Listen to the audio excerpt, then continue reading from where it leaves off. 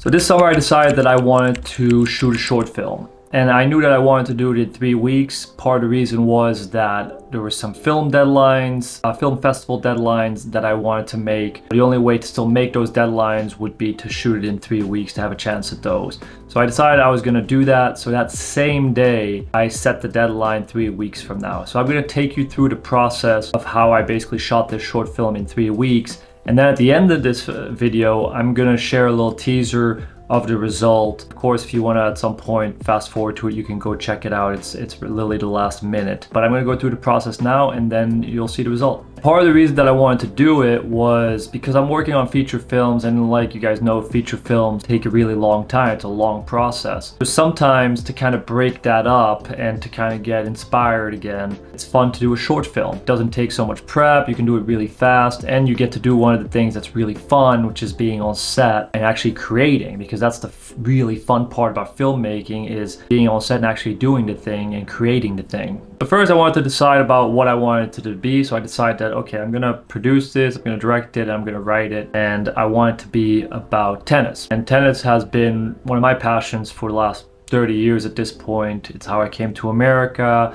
It was my first passion. I wanted to go pro, play college tennis. So it's just a world that I'm super familiar with. So just like they always say, write about something that you know. I know the tennis world really well. I know characters in that world. So obviously from what I wrote, I drew a lot from my own experiences and people that I knew.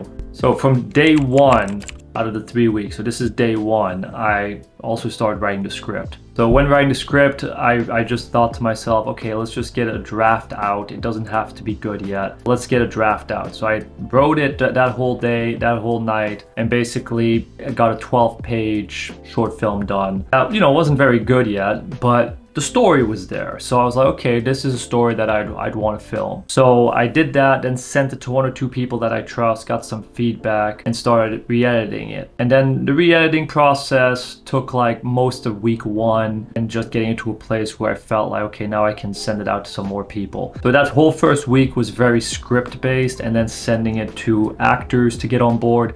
Now I'm lucky that a lot of my friends are actors, and so is my wife. That made it obviously very easy for me in terms of sending it to them. But still, it had to be something interesting or they still wouldn't do it, even if they are my friends, you know what I mean? So you still have to have something intriguing. So I sent it to them and they liked it, so they were down to do it. But that helped. So now I have the script, which, you know, would be a work in progress all the way till the shoot day, and we kept tweaking it. But we have the script and we have the actors, so that's good. So the next step was getting crew on board. So for this I needed a DP, AC, AD, sound, gaffer, grip, as well as some PAs as well, because we did have one day, because it was a 3-day shoot, and one of the days was we had a lot of extras in the scene.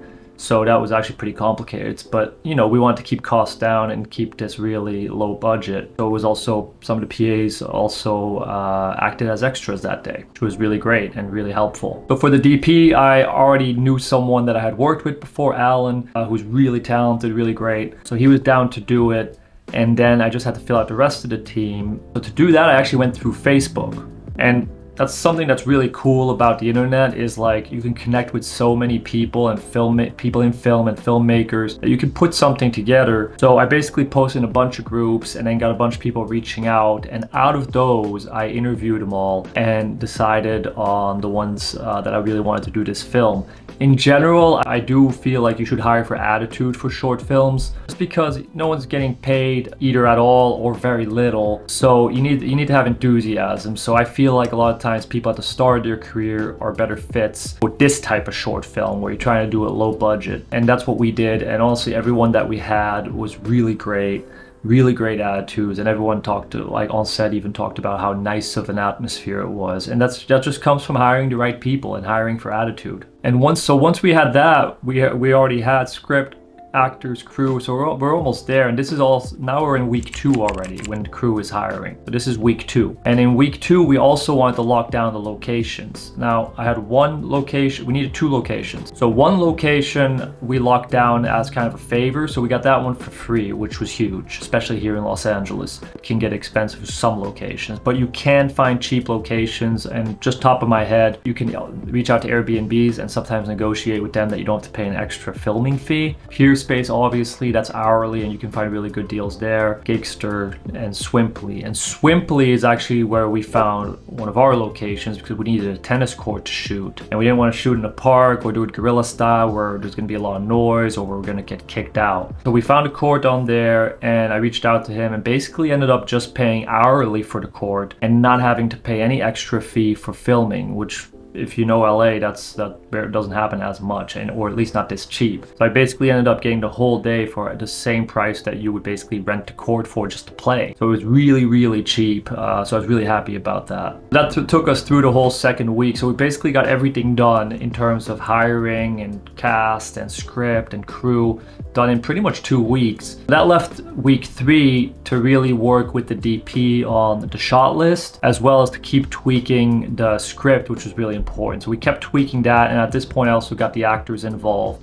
So the 3 main actors, who were, also my friends, obviously, I got them giving me feedback on the script and like kind of tweaking some of the dialogue with them.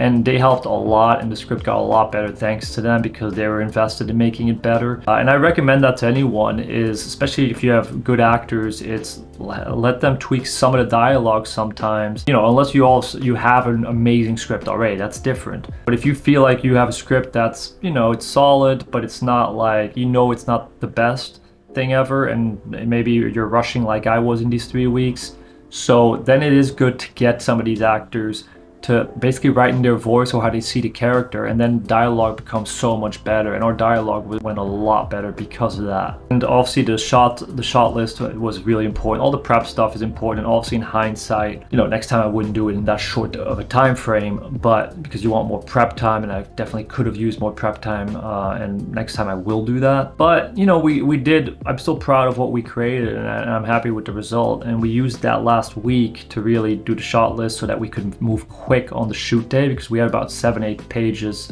to film per day, which is a decent amount, especially with some location change and stuff like that. So I was pretty happy with all that, with the prep on that. We were very prepared on that. And then what I also did, and highly recommend, is running rehearsals with your actors, your main actors. And that's what we did. We ran rehearsals, which again, where we could tweak some of the dialogue that maybe didn't sound exactly how I thought it would, and then also just like making sure that me and the actors were on the same page of who this character was, who they are, how they would say it, what they would say, everything basically, so that the day of we have it already figured out. But that's one of the main learning lessons, of course, was that you just always need more time for prep than you think. To me, that's the most important, and if I learned anything or things that I wish I did different, it's always in the prep, because that affects your shoot day. Like day 1, it went pretty well, but I definitely noticed after I went into editing and things like that, things that I missed or things that I feel I could have been better. Day 2 and 3 I was actually really happy about, but day 1 I feel like I could have done better. That's something, to keep in mind next time. But overall, again, really happy with the result and really happy with the actors' performances. I think they did really well. And that was basically in 3 weeks by the time we were on set. So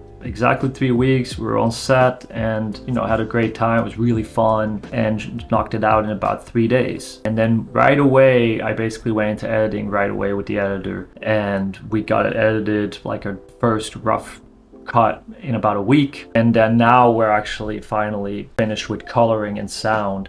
So I'd say our post-production took another 3, almost 4 weeks. And that could have gone faster too, but it was also, I wanted some changes again. And then after seeing one of the final cuts, I was like, I don't think it's exactly what I want. We ended up cutting a lot, making a lot of changes. So I could have probably done it in 2 weeks, it would have been rushed. But now I feel really good about it. And we have been submitting to festivals now. And we made the deadlines of the ones that I wanted to make, like South by Southwest, Slam Dance, all those big ones that I really wanted to submit to, and a few others. So we made the deadline, which is awesome, and overall really happy, and definitely recommend, especially if you're doing your first short film, just figuring out a way to get it done and kind of set a schedule pretty quickly. Don't be like one of those people that I hear that have been talking about shooting this short film for 2 years or something. I think it's better to then shoot something shorter and figure out how you can make it work for your budget, no matter what. And nothing will do that more than just setting a deadline. That's the key. I don't think if I set a deadline, I would have made it yet at all. Like, I'd probably still be thinking about, is this the right script? Is this the right thing to do? And you start overthinking it.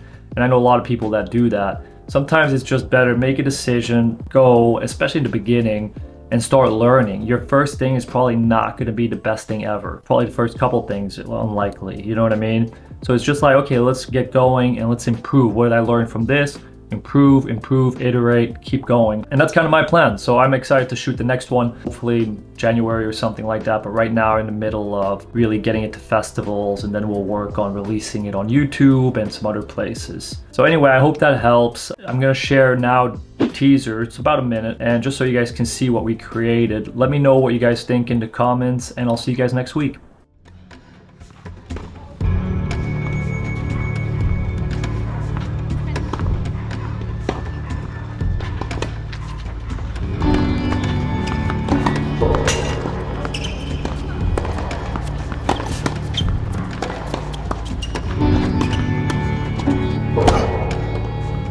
John McNally once said, "We professional athletes are very lucky.